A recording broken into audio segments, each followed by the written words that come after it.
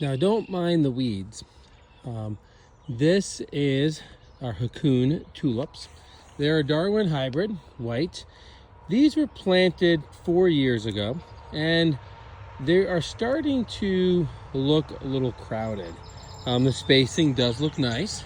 However, you'll notice that the bloom sizes compared to my hands are starting to get smaller.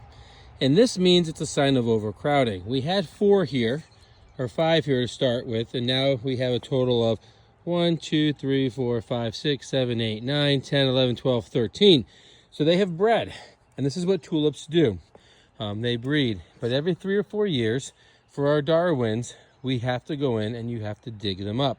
So this is a sign that we're going to have to start some action and help them along so they stay as perennials for us right here. I'll give you an example of some ones that haven't perennialized as well over here, and you can see the difference in the size of the tulip bulb or the tulip blossom. They're about twice as big. And here is where we started to put another couple just last year to put in. And this was an area where we had a couple too, and they're just here. They haven't produced any babies yet. And this is what we're looking for. And this space right here, we just dabbled. We put a few in. We didn't know where a few were. We're still taking some out, as you can see. Enjoyed having some of the blossoms, or a deer came along and snipped them for us. But things that you have to do in order to keep your blossoms performing and feed the bulb is when you get in here, and we'll pick this sorry bulb right here. This tulip is on its way out. It's not providing much of anything other than maybe deer food. But what we're going to do is when the blossoms fall off, we pop the top. That's it. I tend to leave the green just for a little bit. I help stabilize the leaves.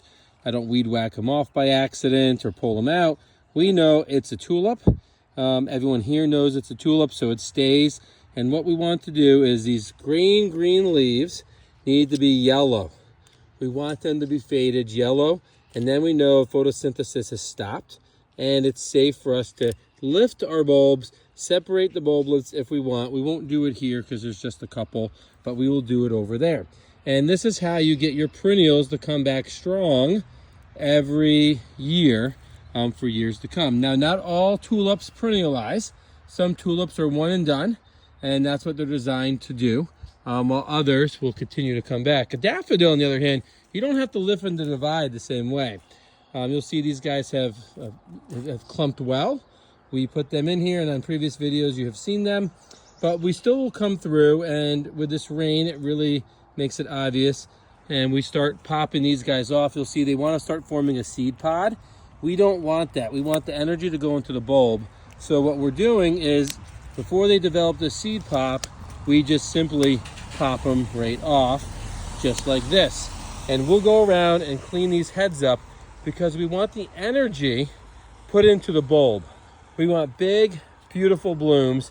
And if you choose to let a bulb put its energy into the seeds, it doesn't put it into the bulb. So you have to make a decision.